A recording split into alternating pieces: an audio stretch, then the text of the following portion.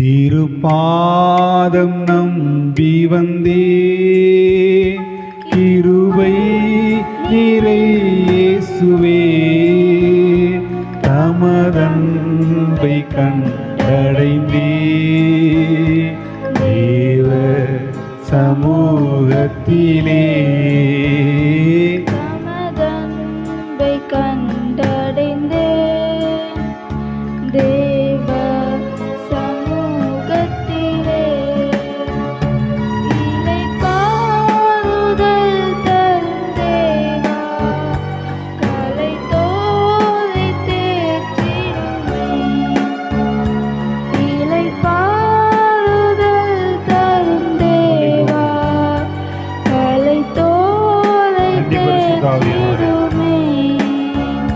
சிலுவை ஒன்றே எந்தன் தஞ்சம் சுகமாய் எங்கு தங்கிடுமே. சிலுவை ஒன்றே எந்தன் தஞ்சம் சுகமாய் எங்கு தங்கிடுமே. திருப்பாதம் நம்பி வந்தேன் கிருபை நிறை இயேசுவே தமதன்பை கண்டடைந்தே தேவ சமூகத்திலே தமதன்பை கண்டடைந்தே தேவ சமூகத்திலே என்னை நோக்கி கூப்பிடு என்று இன்னதுன்ப நேரத்திலும் என்னை நோக்கி கூப்பிடு என்று இன்னதுன்ப நேரத்திலும் கருத்தாய் விசாரித்து என்றும் கனிவோடனை நோக்கிடுமே. கருத்தாய் விசாரித்து என்றும் கனிவோடனை நோக்கிடுமே. திருப்பாதம் நம்பி வந்தே கிருபை நிறை இயேசுவே தமதன்பை கண்டடைந்தே தேவ சமூகத்திலே தமதன்பை கண்டடைந்தே தேவ சமூகத்திலே மனம் மாறமாந்த நிரல்ல மனவேண்டுதல் கேட்டிடும். மனம் மாறமாந்த நிரல்ல மனவேண்டுதல் கேட்டிடும். எனதுள்ள பூச்சி ஜெபித்தே இயேசுவே அன்பிடுவே. எனதுள்ளம் பூச்சி ஜெபித்தே இயேசுவே உம்மை அன்பிடுவே.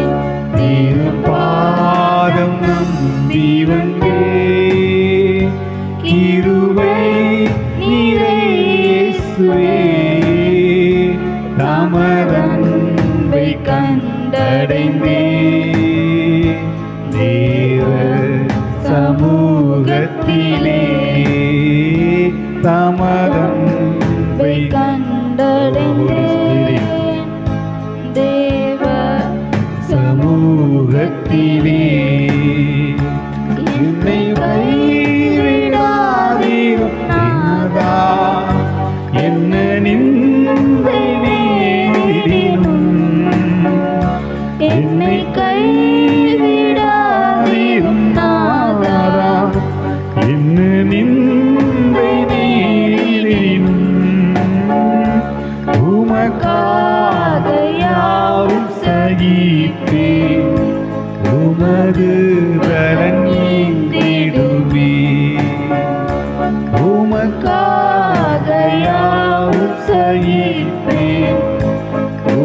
மறுபலன் ஈர்த்திடுமே. திருப்பாதம் நம்பி வந்தே கிருபை நிறை இயேசுவே, தமரன்பை கண்டடைந்தே தேவ சமூகத்திலே, தமதன்பை கண்டடைந்தே தேவ சமூகத்திலே. ஜீவனும் பரிசுத்தம் உள்ள சர்வவல்லமுள்ள தெய்வமே, உம்மை துதிக்கிறோம், ஸ்தோத்திரிக்கிறோம். கர்த்தருடைய ஆவியானவர் இந்த நாளில் எங்களுடைய இல்லத்திலையும் உள்ளத்திலையும் இளைப்பாறுதலின் அனுபவம். Thank you holy spirit. ஆமென். மன அமைதியின் அனுபவம், அதனால் உண்டாகிற தேவனுடைய நீதி எங்களுக்குள் விளங்கும்படியாக தாழ்த்தி ஒப்பு கொடுக்கிறோம். இயேசுவின் நாமத்தில் பிதாவே. கர்த்தருடைய பரிசுத்த நாமத்துக்கு மகிமை உண்டாவதாக. இந்த நாள்லையும் மன அமைதியும் தேவனுடைய நீதி, மன அமைதி தேவ நீதி, அதை இளைப்பாறுதல் என்று வசனம் சொல்லுகிறது. ஏசாயா 40ஆம் அதிகாரத்தில் அதில் இளைப்பாறுதல் குறித்து பேசுறதுக்கு முன்னாடி ஏசாயா 40:2 ஒன்றில் எப்படி ஆரம்பிக்கு அப்படின்னு சொன்னால், என் ஜனத்தை ஆற்றுங்கள் தேற்றுங்கள் அப்படின்னு சொல்லி ஆரம்பிக்குது. எருசலேமுடன் பட்சமாய் பேசி அதன் போர் முடிந்தது என்றும்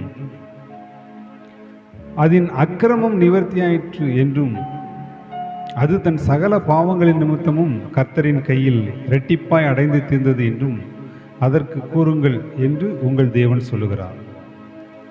இது ஒருவேளை வேதத்தை கொஞ்சம் அறிந்தவர்களுக்கு தெரியும். யோவான் ஸ்நானகனை குறித்து தீர்க்க தரிசனமாய் சொல்லப்பட்ட ஏசாயா தீர்க்க தரிசனுடைய வார்த்தைகள். இந்த 40லிருந்து கடைசி வரைக்கும் இது 40க்கு முன்னாடி உள்ளது வேறு விதமான ஒரு கருத்துக்களை தாங்கி இருக்கும். 40லிருந்து முடிகிற வரைக்கும் 66 வரைக்கும் வேறு விதமான கருத்துக்களை தாங்கியிருக்கும். இந்த 40ல் ஆரம்பிக்கும் போது யோவான் ஸ்நானகனுடைய தீர்க்க தரிசனம், இப்படி ஒரு தீர்க்கதரிசி வருவான், இப்படிப்பட்ட இயேசு கிறிஸ்துவை முன்னறிவித்து தீர்க்க தரிசனம் உரைப்பான் அப்படி சொல்லுறதுக்கு ஆரம்பிக்கும் போது அவர் சொல்றாரு, ஆற்றுங்கள் ஜனத்தை ஆற்றுங்கள் தேற்றுங்கள் சொல்லிட்டு எருசலேமுடன் பட்சமாய் பேசி அதன் போர் முடிந்தது என்றும். போர் முடிந்தது. இதனுடைய கடைசி முடியும் போது, இந்த அதிகாரத்தில் முடியும் போது இப்படியாக முடிக்கிறார். 29, 30, 31 சோர்ந்து போகிறவனுக்கு அவர் பலன் கொடுத்து சத்துவம் இல்லாதவனுக்கு சத்துவத்தை பெருக பண்ணுகிறார்.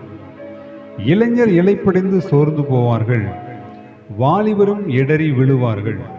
கர்த்தருக்கு காத்திருக்கிறவர்களோ புது பலன் அடைந்து கழுகுகளைப் போல செட்டைகளை அடித்து எழும்புவார்கள். ஒரு ஓடினாலும் இளைப்படையார்கள், நடந்தாலும் சோர்ந்து போவார்கள். கர்த்தருடைய சமூகத்திலே காத்திருக்கிறவர்கள் பார்த்தீங்கன்னா இளைப்பாறுதலின் அனுபவத்தை பெற்றுக்கொள்வார்கள் என்று முடிக்கிறார். அப்ப ஆரம்பத்தில் ஜனத்தை ஆற்றுங்கள் தேற்றுங்கள், போர் முடிந்தது. இவைகளை நீங்கள் கவனித்து பார்த்தோன்னா இயேசு கிறிஸ்து சிலுவையிலே சொல்லுவார் முடிந்தது என்று ஒரு வார்த்தையை சொல்லுவார். போர் முடிந்தது.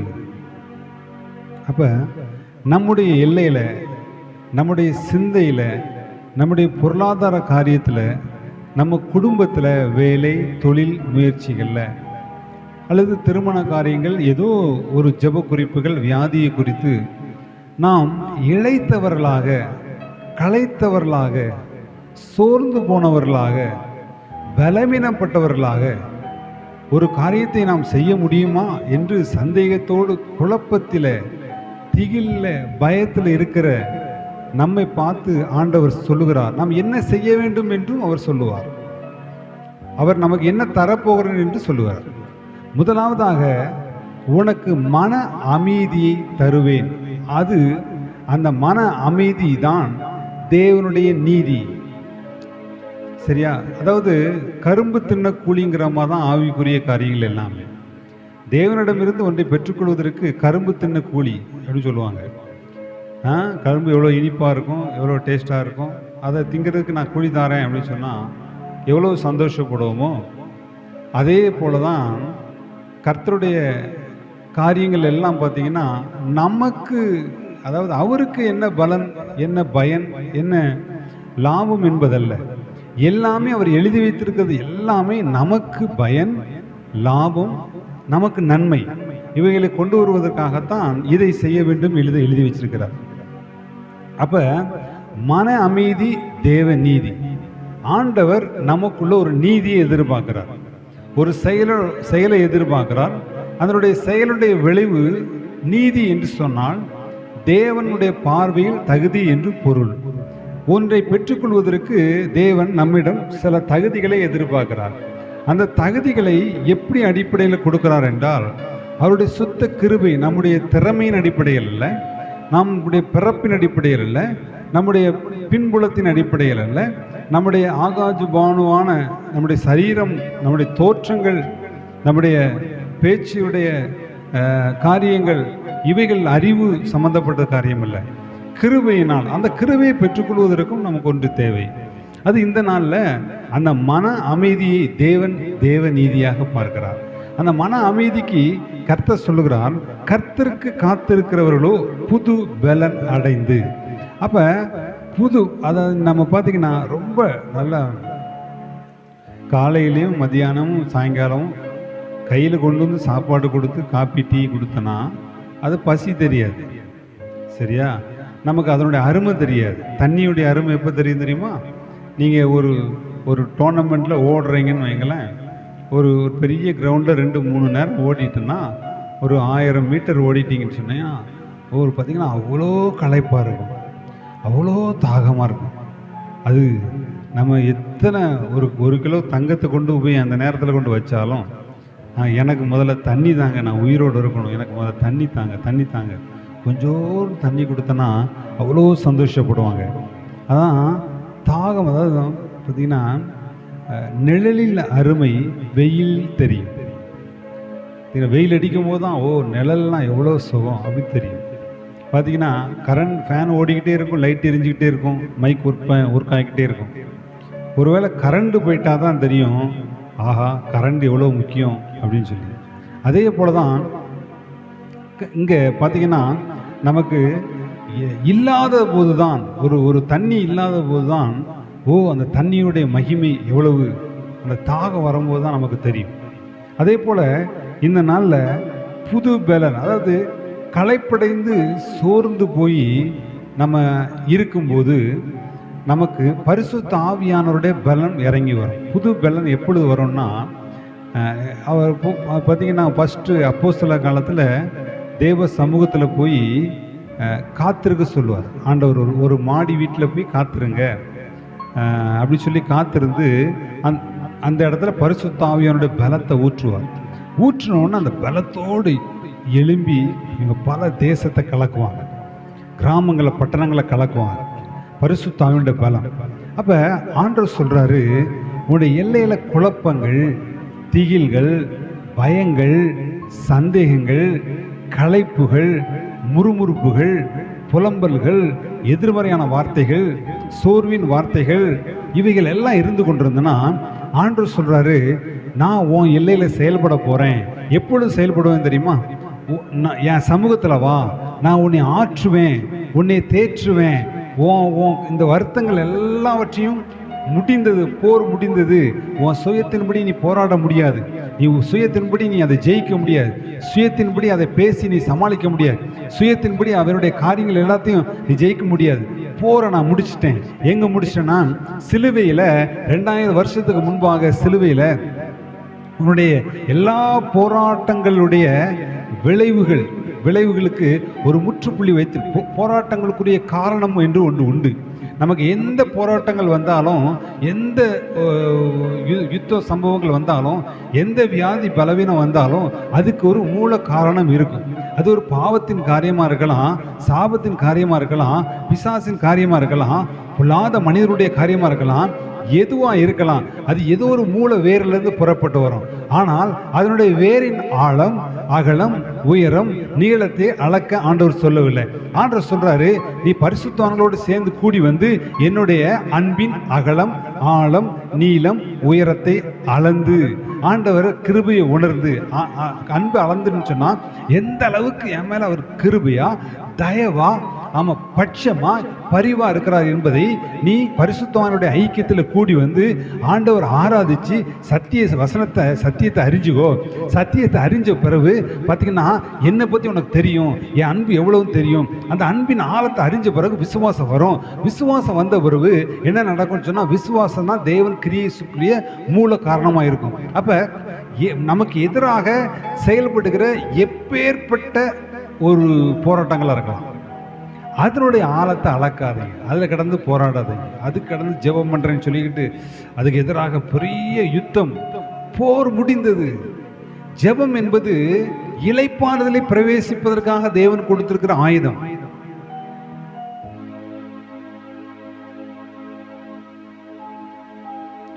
முடிந்து போன போரினுடைய விளைவு இயேசு கிறிஸ்து உயிரோடு எழுந்து இன்றைக்கும் நமக்காக பரிந்து பேசுகிறவராய், பட்சமுள்ளவராய், பரிதவிக்கிறவராய், நம் பட்சத்தில் இருக்கிறவராய், நமக்கு சாதகமா இருக்கிறவராய் அவர் இருந்து கொண்டிருக்கிறார். உன்னதத்திலே வீற்றிருக்கிறார். அவர் அருகிலே நாம் இருக்கிறோம், அவரோடு நெருங்கிய உறவுல இருக்கிறோம். ஆகையினால முடிந்து போன போரை துவக்குவதற்கு நீங்கள் ஜெபம் என்கிறது யுத்தத்துக்கு உரிய ஜெபம் அல்ல, யுத்த ஜெபம் அல்ல. ஜெபம் என்பது தேவனோடு உறவாடி, அவரோடு ஐக்கியப்பட்டு, அவரோடு இணைந்து, அவருடைய இளைப்பாறுதலின் அனுபவத்தை பெற்றுக்கொள்கிற ஒரு மகத்துவமான, ஒரு மகிமையான ஒரு அனுபவம். அந்த அனுபவத்தில் என்ன நடக்கும்? ஜனங்களை ஆற்றுங்கள், தேற்றுங்கள். நம்முடைய இருதயம் ஆறுதலையும் தேறுதலையும் அடையும். ஆறுதல் தேறுதல் அடைஞ்ச பிறகு நான் பிசாசுக்கு எதிராக யுத்தம் பண்ணணுமா? இல்லை. பிசாசுடைய செயலுடைய விளைவு தான் குழப்பம், முறுமுறுப்பு, எதிர்மறை வார்த்தைகள், சந்தேகங்கள், பயங்கள், கலக்கங்கள், தீயங்கள். இவையெல்லாம் வியாதியினுடைய காரியங்கள், வேறு விதமான போராட்டம், சமாதான குறைச்சல், இவையெல்லாம் பிசாசுடைய கிரியையினுடைய விளைவு. அப்ப ஆண்டவர் இந்த விளைவாகிய காரியத்தை ஆற்றி தேற்றி, போர் முடிந்தது, ஜெயம் உனக்கு, நீ உன் பாட்டு படுத்து கிடந்து இளைப்பாறுது என்கிற இளைப்பாறுதலை அனுபவத்தை நமக்கு தந்துவிட்டால் என்ன அர்த்தம்? இயேசு கிறிஸ்து இந்த யுத்தத்தினுடைய காரியத்தை ஜெயித்து அவர் ஜெயம் என்கிற விளைவை நமக்குள் விதைத்து விட்டார், வைத்து விட்டார் என்பது அர்த்தம்.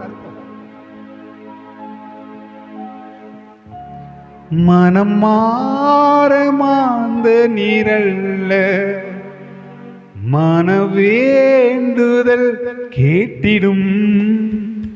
மனம் மாற மாந்த நீரல்ல, மனவேண்டுதல் கேட்டிடும். எனதுள்ள ஊற்றி ஜெபித்தே இயேசுவே உம்மை அண்டிடுவே. எனதுள்ளம் ஊற்றி ஜெபித்தே இயேசுவே உம்மை அண்டிடுவே. திருப்பாதம் நம்பி வந்தே, கிருபை நிறை இயேசுவே, தமதன்பை கண்டடைந்தே. தேவ சமூகத்திலே தமதன்பை கண்டடைந்தே. ஹோலி ஹோலி ஹோலி ஸ்பிரிட். தேவ சமூகத்திலே சத்துரு தலை கவிழ்ந்தோட நித்தமும் கிரியை செய்திடும். சத்துரு தலை கவிழ்ந்தோட நித்தமும் கிரியை செய்திடும். என்னை தேற்றிடும் அடையாளம் இயேசுவே இன்று காட்டிடுமே. என்னை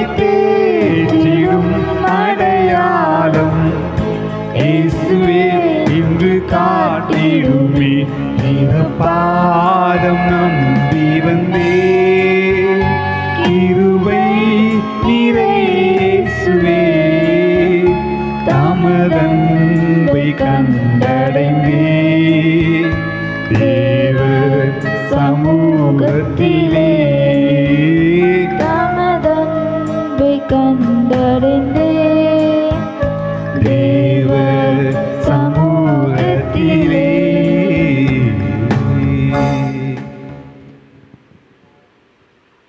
ஆண்டவராய் இயேசு கிறிஸ்துவின் இனிதான நாமத்தினாலே இந்த நாளில் ஆண்டவர் அவர் கொடுக்கிற இளைப்பாறுதலுக்கு பின்பாக அழகாக அந்த வார்த்தை வருது, சத்துரு தலை கவிழ்ந்தோட நித்தம் கிரியை செய்திரும் என்னை தேற்றும் அடையாளம் இயேசுவே என்று காட்டிடும். அல்லேலூயா. எனக்குள்ள சத்துருவை நான் ஜெயித்ததுக்கு அடையாளத்தை எனக்கு காட்டுங்க இயேசப்பா.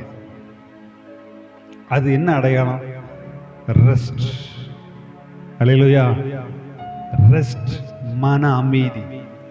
ரெஸ்ட், என் மனதில் சிந்தையில் நான் ரெஸ்ட்டை உணரணும். ஓ ரீபா காதா. அல்லேலூயா. ரெஸ்ட்டை உணரணும். இதை முடிஞ்ச உடனே அடுத்த அதிகாரத்தில் ஏசாயா 41 அதிகாரத்தில் இப்படி 1 வசனத்துல ஜனங்கள் தங்கள் பலனை புதியாக்கி கொண்டு சமீபத்து வந்து பின்பு பேசக்கிறவர் நாம் ஒருமிக்க நியாயஸ்தானத்துக்கு முன்பாக சேரோம். ஆண்டவர் சமூகத்தில் போய் நிற்போம், புது பலன் அடைந்து அவர் சமூகத்தில் போய் நிற்போம். நிற்கும் போது நிறைய பேசிக்கிட்டே வராது. அதில் முக்கியமான ஒரு சில காரியத்தை நம்ம தியானிக்க போகிறோம். புரிந்து கொள்ளணும். சிலுவையிலே போர் முடிந்தது. ஹோலி ஸ்பிரிட். முடிந்த போருடைய விளைவு என்ன? ஜெயத்தை அவர் பெற்று நமக்கு கொடுத்துட்டு இருக்காரு. அதை சுதந்திரித்து அந்த வெற்றியின் அடையாளமாகிய ரெஸ்ட், மன அமைதி, இளைப்பாறுதலை நாம் அனுபவிக்கும் போது கர்த்தர் செயல்படுவார். ஏன்னா விசுவாசத்தை அப்படிதான் நம்ம காட்டியிருக்கிறோம். கர்த்தர் செயல்படுவார். ஹோலி ஸ்பிரிட். கர்த்தர் செயல். அதுல பிரதானமானது என்ன அப்படின்னு சொல்லி பார்த்தோம்னா ஏசாயா 41 அதிகாரத்துல 10 வசனத்துல நீ பயப்படாதே, நான் உன்னுடனே இருக்கிறேன். என்ன உறுதித்தன்மை வரும்.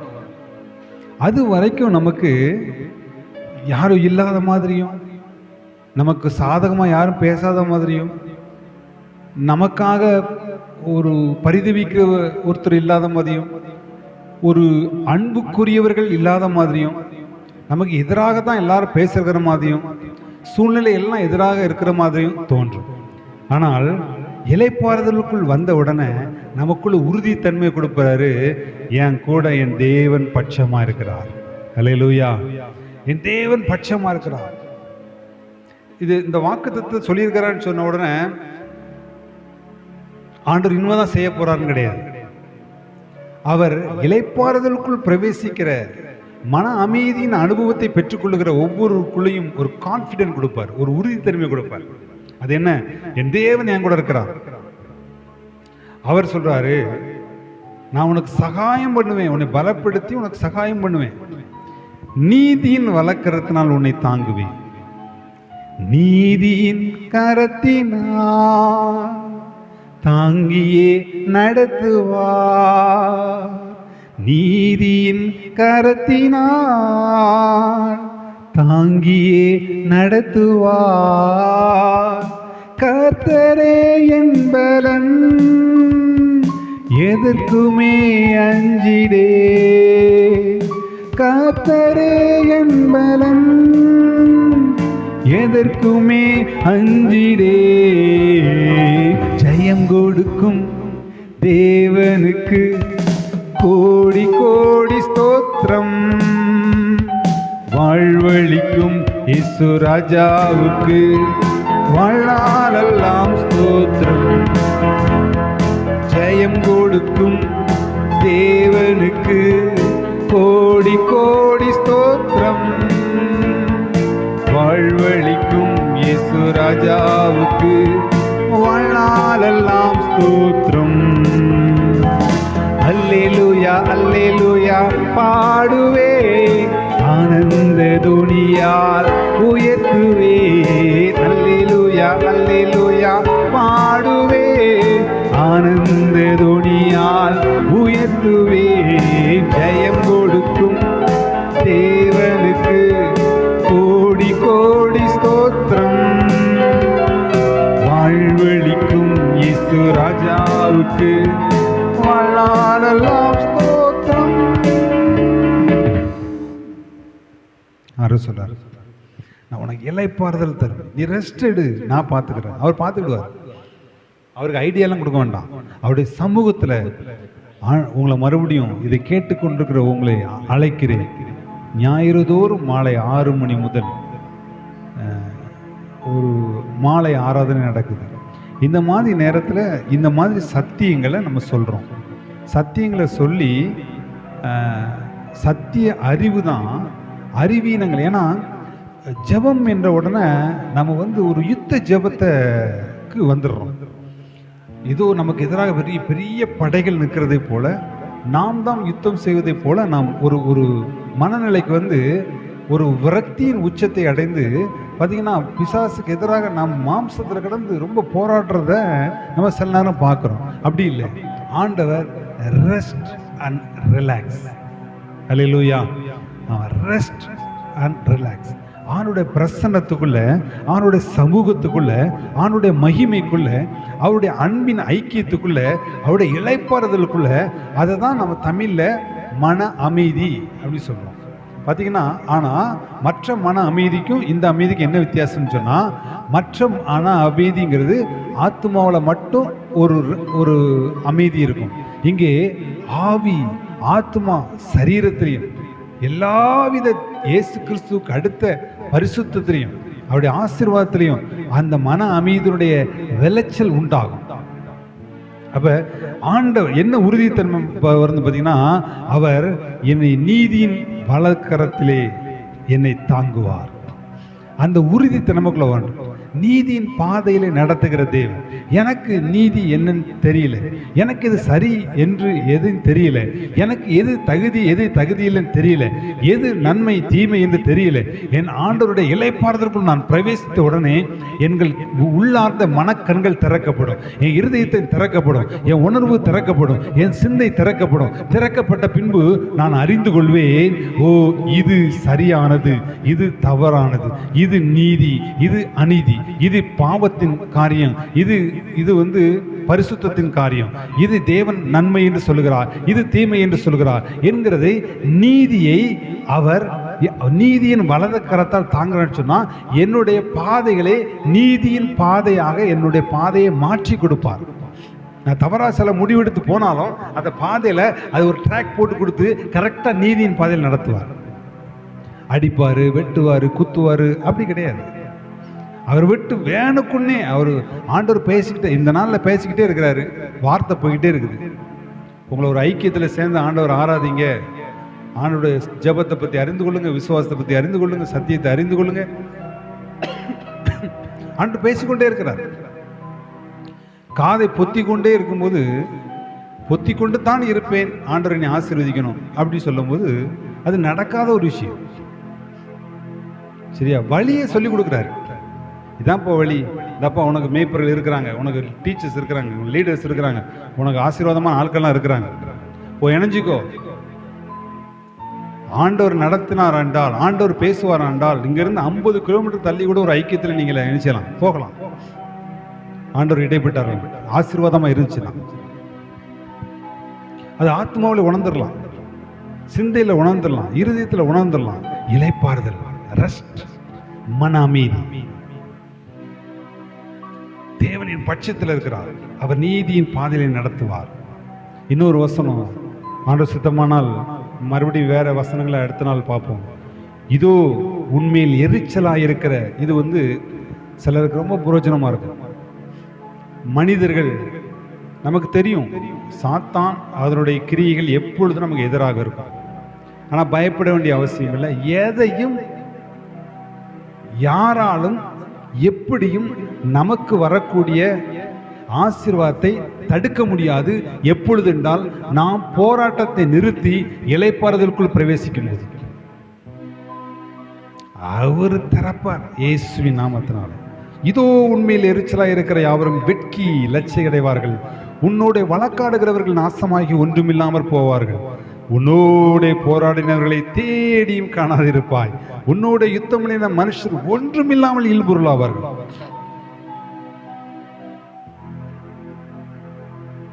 பயப்படாது சொல்றாரு. உன் தேவனாக இருக்கிற கர்த்தராகிய நான் உன் வலது கையை பிடித்து பயப்படாத நான் உனக்கு துணை நிற்கிறேன் என்று சொல்லுகிறேன். நான் உனக்கு துணை நிற்கிறேன்ப்பா. உனக்கு எரிச்சலாகி நேரடியாகவோ மறைமுகமாகவோ உனக்கு விரோதமாய் எழும்புகிற கூட்டம் நாசமாகி இல் பொருளாவார்கள். நம்ம அதை சொல்லக்கூடாது. ஆண்டவர் வாக்கு பண்ணியிருக்கிறாரு. நம்ம இளைப்பாறுதல் தேவ சமூகத்தில் போய் நீங்கள் சிங்கிளாக இருந்து இந்த இளைப்பாறுதல் அனுபவத்தை பெற்றுக்கொள்வது மிகவும் கடினம். ப்ராக்டிக்கல் லைஃப்பில் தேவன் அழைத்த அபிஷேகம் பண்ணப்பட்டு எங்களை போல ஊழியக்காரில் வச்சிருக்கிறார். இப்போ கூப்பிட்டு இருக்கிறார்.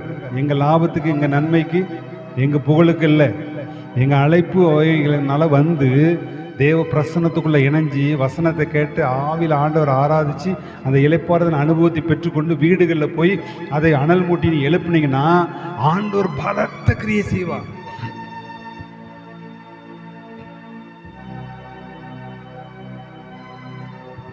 திருப்பாதம் நம்பி வந்தே கிருபை நீரை இயேசுவே தமதன்பை கண்டடைந்தே தேவ சமூகத்திலே தமதன்பை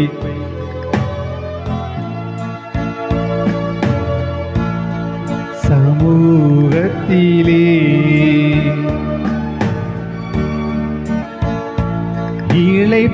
இளைப்பாறுதல் தரும் தேவா களைத்தோரை தேற்றிடுமே. இளைப்பாறுதல் தரும் தேவா களைத்தோரை தேற்றிடுமே.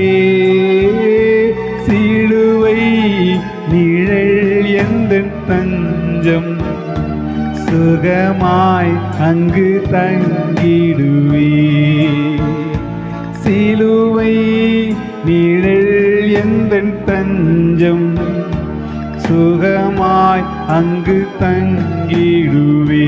திருப்பாதம் நம்பி வந்தே கிருபை நீரை இயேசுவே தமதன்பை கண்டடைந்தே தேவ சமூகத்திலே தமதன்பை கண்டடைந்தே தேவ சமூகத்திலே. அன்பு தேவனுடைய பிள்ளைகளே, கர்த்தர் இன்னைக்கு சொல்றாரு, பயப்படாத, நான் உன் வலதுகரத்தை பிடிச்சிட்டு நான் உனக்கு துணை நிற்கிறேன். உனக்கு எதிராக உடனே மனுஷனை மட்டும் நினைக்க வேண்டாம், உடனே பிசாசை மட்டும் நினைக்க வேண்டாம், உடனே ஒரு நிர்வாகத்தை மட்டும். யாரோ எனக்கு கவலை கிடையாது, யாராக இருந்தாலும் கவலை கிடையாது. நான் தேவ சமூகத்தில் வந்து, ஆமாம் இதை நான் அழைக்கிறேன், நான் உங்களை அழைச்சிக்கிட்டே இருப்பேன். யார் யார் எதிலெல்லாம் கேட்குறீங்களோ, உங்களை இந்த நேரடியாக கலந்து கொள்ள முடியாத கட்டத்தில் இருக்கிறவங்க தொடர்ந்து இந்த சத்திய அறிவை பெற்றுக்கொள்வதற்காக இந்த யூடியூப் சேனலில் நீங்கள் சப்ஸ்கிரைப் பண்ணி அதை வாட்ச் பண்ணுங்க. ஆமாம், என் ஆபத்துக்காக சொல்லலை. அநேகர் ஆண்டவரை அறிந்து வந்து பார்த்திங்கன்னா அவங்க தவறுதலான இடத்துக்கு போய் அல்லது அவங்க களைப்படைந்து சோர்வடைந்து பிசாசுடைய பெரிய ஒரு, அதாவது பார்த்திங்கன்னா சிலர் சுவிசேஷம் சொல்கிறோம் அப்படின்னு சொல்லிட்டு இளைப்பாறுதலாமல் ஓடுவாங்க. ஜெபம் என்று சொல்லிட்டு இருதயத்தில் சிந்தையில் உணர்வில் ஒரு அமைதி, ஒரு இளைப்பாறுதல் இல்லாமல் ஓடுவாங்க. எல்லாருமே நாங்களே இந்த தப்பு பண்ணியிருக்கிறோம். இல்லை, ஊழியம் என்பது நம்முடைய செய்கிற செயலுடைய விளைவு அல்ல, தேவனுடைய செயலுடைய விளைவு.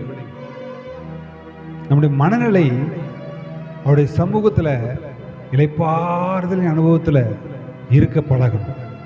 அப்பொழுது தேவன் செயல்படுவார். எப்படி செயல்படுவார், எங்கே செயல்படுவார், எப்படி அப்படி சொல்லி நம்ம கணிக்க முடியாது. சிலவைகளை மட்டும் கணிக்கலாம், மற்றது கர்த்தர் வித்தியாசமாக செயல்படுவார். அதே போல் பிஸ்னஸில் இளைப்பாறுதலின் அனுபவம் பெற்றுக்கொண்டு நீங்கள் பிஸ்னஸில் சமூகத்தில் போய் உட்காருங்க. உங்களுக்கு அபிஷேகம் பண்ணப்பட்ட தேவ சமூகத்தில் காத்திருக்கிற ஊழியர்களுடைய ஐக்கியம் தேவை, உறவு தேவை, தொடர்பு தேவை. நேரடியாக ஐக்கியப்பட்டு ஆவியில் நல்ல இளைப்பாறுதலை பெற்றுக்கொண்டு அந்த இளைப்பாறுதலை ஒவ்வொரு நாளும் அனல் மூட்டி எழுப்பி கொண்டு உங்கள் பிஸ்னஸில் போய் நீங்கள் உட்காருங்க. சந்தோஷமாக பேசுவீங்க, கூலாக இருப்பீங்க, டென்ஷன்லாம் இருப்பீங்க. ஏகப்பட்ட சூழ்ந்து பிரச்சனை இருந்தாலும் நீங்கள் கூலாக இருப்பீங்க. உங்களுக்குள்ள என்ன இருக்குதுமா, என் பட்சத்தில் என் தேவன் இருக்கிறார், என் வலதுகரத்தை பிடித்திருக்கிறார், எனக்கு துணை நிற்கிறார் என்கிற நீங்க சொல்லுங்கன்னு சொல்ல வரல, உங்களுக்குள்ள அந்த கான்ஃபிடென்ட் வரும். நீங்க சொல்லுவீங்க,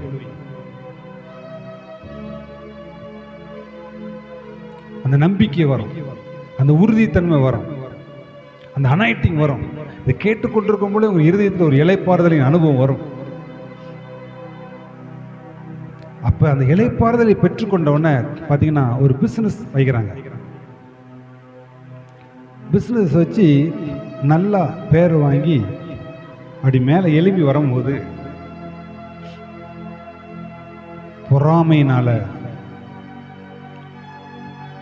அவங்களுக்கு விரோதமான தவறான வார்த்தைகளை சொல்லி, தொழிலுக்கு விரோதமான தவறான வார்த்தைகளை சொல்லி, இன்னும் மந்திரம் தந்திரங்கள் மூலமாக அவர்களை முடக்க நினைக்கிற எரிச்சல் உள்ள ஜனங்கள், இதோ உண்மையில் எரிச்சலா இருக்கிற யாவரும், நீங்க இன்னொருத்தர் மேல பொறாம வச்சு எரிச்சல் பட்டுட்டு இருந்தீங்கன்னா, உங்க மனது சிந்தை உணர்வு இளைப்பாறுதல் இல்லாமல் இருந்துச்சுன்னா தேவன் உங்களுக்காக கிரியை செய்ய முடியாது.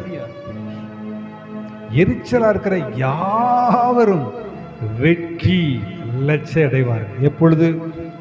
உடனே நம்ம இளைப்பாறுதலுக்குள் பிரவேசிக்கும் போது நம்முடைய மனது தேவ சமூகத்தில் வந்து, தேவ பிரசன்னத்தில் வந்து ரிலாக்ஸ் ஆகி, ரெஸ்ட் ஆகி, மன அமைதியின் மன ரம்மியத்தின் நிலைமையில நம்ம கடந்து வரும்போது கர்த்தருடைய ஆவியானவர் வல்லமையாய் கிரியை செய்வார். நம்முடைய கிரியைகளை அடங்கும் போது தேவனுடைய கிரியை எழும்பும், தேவன் கிரியை செய்வார். நம்ம கிரியை அடங்கணும். இதே பார்த்தீங்கன்னா சில தவறுகளை ஆணுடைய பிள்ளைகள் செய்வாங்க. ஒரு திருமணம் வந்துட்டா போதும், ஒரு நல்ல காரியம் வந்துட்டா போதும், சில நேரம் சில கெட்ட காரியம் நடந்துட்டா போதும், வந்த உடனே நீ இதை பண்ணுங்க நல்லது, அதை பண்ணுங்க, அப்போதான் நமக்கு அந்த பிரச்சனை வராது, இதுதான் நம்முடைய பாரம்பரியம், இதுதான் நம்முடைய கலாச்சாரம், இதுதான் நம்ம இப்படிதான் செய்யணும், அப்படிதான் அவங்க செய்வாங்க என்று எப்பொழுது ஒரு மனிதன் வந்து நமக்கு ஆலோசனை கொடுத்து நம்ம பதட்டமாயி ஐயோ அப்படி நடந்துடக்கூடாதுன்னு சொல்லி நம்ம கிரியை செய்யறோம்ல, அப்ப நமக்குள்ள இளைப்பாறுதல் இல்லை, தேவன் கிரியை செய்ய மாட்டார். நம்முடைய இளைப்பாறுதல் இல்லாமல் பயத்தோடும் கலக்கத்தோடும் திகிலோடும் மற்றவர்கள் சொல்லிட்டாங்களே என்ன செய்யன்னு சொல்லி நம்ம ஒரு காரியத்தை நாம் செய்தால் நாம் கிரியின் மேல் விசுவாசம் வைத்திருக்கிறோம். இல்லை, தேவ சமூகத்தில் போய் ஜெபம் பண்ணி தேவ சமூகத்தில் அமைதியாக இருந்து இளைப்பாறுதல் அனுமதியை பெற்றுக்கொண்டு விசுவாசத்தின் தைரியம் பெற்றுக்கொண்டு அவர்களுக்கு எதிராக உங்கள் வார்த்தைகளை பேசுவீர்களா, வசனத்தை பேசுவீர்களானால் கர்த்தர் உங்களுக்கு வல்லமையை கிரியை செய்வார். யாவரும் வெட்கி லட்சிய அடைவர்கள். உன்னோடு இதெல்லாம் மறைமுகமாக செயல்படுறவங்களும் சரி, நேரடியாக உன்னோடைய வழக்காடுகிறவர்கள் நாசமாக்கி ஒன்றுமில்லாமல் போவார்கள். உன்னோட போராடினவர்களை தேடியும் காணாதிருப்பார். உன்னோட யுத்தம் பண்ணின மனுஷர் ஒன்றுமில்லாமல் இல் பொருள் ஆவார்கள். ஏனென்றால் யுத்தம் கர்த்தருடையது. அவர் சொல்லுகிறார், போர் முடிந்தது, போர் முடிந்தது. நமக்கு வாக்கு பண்ணுகிறேன், நான் உன் கூட இருக்கிறேன், திகையாதே கலங்காதே, நான் உன் தேவன், உன் கூட இருக்க, வலதுகிறதை பிடித்து பயப்படாதுன்னு சொல்லுகிறேன். நீ ஒன்றும் இல்லை, ரெஸ்ட் எடு. தேவ சமூகத்தில் போய் உட்காந்து ஆண்டவர் பாடி துதிச்சு வசனத்தை கேட்டு அப்படியே அவருடைய பிரசன்னத்துக்குள்ளே போ. 24 ஹவர்ஸும் செல்ஃபோனை ஓப்பன் பண்ணி வச்சுக்கிட்டு ஃபோன் வர்றதும் போகிறதும் பிஸ்னஸ் அப்படி பண்ணுறது இல்லை இல்லை இல்லை இல்லை இல்லை. தூக்கி அதை முடக்கி வைங்க.